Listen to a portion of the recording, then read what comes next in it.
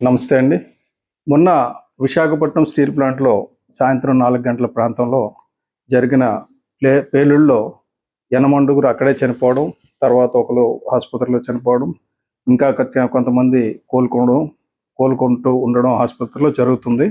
మెరుగైన సేవలు అందిస్తున్నారని చెప్పడం జరిగింది. అక్కడికి స్టీల్ శాఖ మంత్రులు, రాష్ట్ర మంత్రులు, కేంద్ర మంత్రులు అందరూ వచ్చారు. ముఖ్యమంత్రి వచ్చారు, ఉప ముఖ్యమంత్రి వచ్చారు. ఈరోజు జగన్మోహన్ రెడ్డి గారు కూడా వస్తున్నారు. అయితే ఇదే యాక్సిడెంటు వేరే దేశాల్లో జరిగితే ఏమై ఉండదు జస్ట్ మీ దృష్టికి తీసుకొస్తున్నాను. ఎందుకంటే అక్కడ జరుగుతున్న ప్రస్తావనలు కానీ, నాయకులు మాట్లాడుతున్న మాటలు కానీ ఏమాత్రం నాకు రుచించడంలా. కారణం ఏంటంటే ఈవెన్ కార్మిక నాయకులు కూడా వాళ్ళ హక్కుల గురించి మాట్లాడకుండా ఏదో పోరాటం అపోజిషన్ లీడర్ లాగా మాట్లాడుతున్నారు. అది కాదు. బేసిక్ ఏంటంటే ఇదే కానీ అమెరికాలో కానీ, బ్రిటన్లో కానీ, ఇంకా ఆస్ట్రేలియాలో కానీ, కొరియాలో కానీ జరిగినట్టయితే ముందు ప్లాంట్ని వాళ్ళు గవర్నమెంట్ కంట్రోల్లో తీసేసుకుంటుంది. లోకల్ అడ్మినిస్ట్రేషన్ కంట్రోల్లో ఉండదు.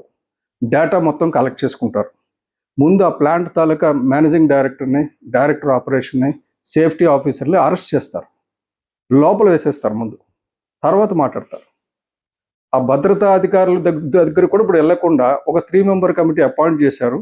వాళ్ళు వస్తారు, వాళ్ళు తూతూ మంత్రంగా చూస్తారు, వెళ్ళిపోతారు. ఇది కాదు కదా కావాల్సింది. ఇదే కొరియాలో అయితే సీరియస్ యాక్సిడెంట్ పనిష్మెంట్ యాక్ట్ అని ఒకటి ఉంది. యాక్సిడెంట్స్కి ఒక యాక్ట్ ఉంది. అలాగే అమెరికాలో కూడా దీన్ని విల్ఫుల్ నెగ్లిజెన్స్ కింద తీసుకొస్తారు. దాన్ని సిఇఓని, వైస్ ప్రెసిడెంట్ని, డైరెక్టర్ ఆపరేషన్ని ఇమ్మీడియట్గా జైల్లో పెడతారు. అది పెనాల్టీస్ కూడా ఏ లెవెల్లో ఉంటాయంటే percentage of the turn over మీద ఉంటుంది. అంటే ఇప్పుడు జరిగిన బ్లాస్ట్ వేరే దేశాల్లో జరిగితే భారతదేశం టర్న్ ఓవర్ ప్రకారంగా కనీసం 500 కోట్ల నుంచి 1000 కోట్ల రూపాయలు జరిమానా విధిస్తారు.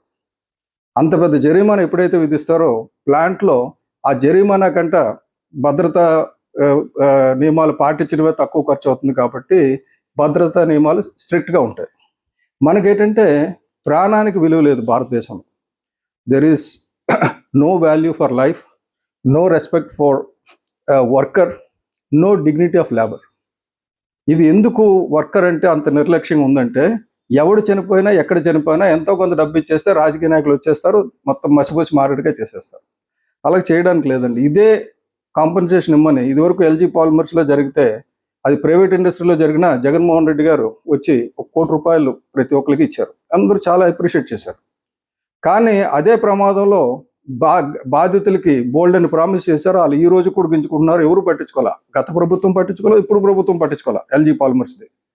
అంటే ఒక యాక్సిడెంట్ జరిగితే ఆ హీట్ ఉన్నప్పుడు, ఆ వేడి ఉన్నప్పుడు వచ్చి నాయకులు ఏదో మాట్లాడడం, పెద్ద అనౌన్స్మెంట్లు చేసేయడం, వెళ్ళిపోవడం.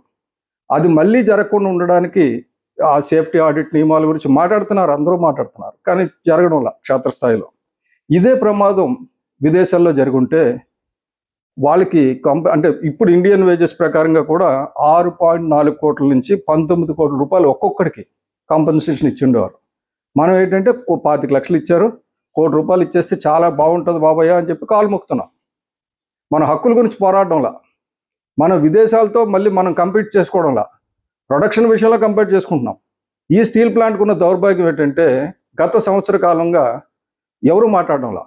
కార్మిక నాయకులు మాట్లాడడం లేదు, కార్మికులు మాట్లాడడం లేదు. ఎవరు మాట్లాడితే వాళ్ళ మీద ఏ చర్యలు ఉంటాయని భయం, ఏదో ఒక దీంట్లో పనిచేస్తున్నట్టు. ఈ యాక్సిడెంట్కి కారణం కూడా కేవలం 4 శాశ్వత ఎంప్లాయీస్, మిగతా అంతా కాంట్రాక్ట్ లేబర్స్ ఎటువంటి వాళ్ళు వస్తారో మనకు తెలుసు. ఎంత అనుభవం ఉంటుందో, ఎంత ఇది ఉంటుందో మనకు తెలుసు.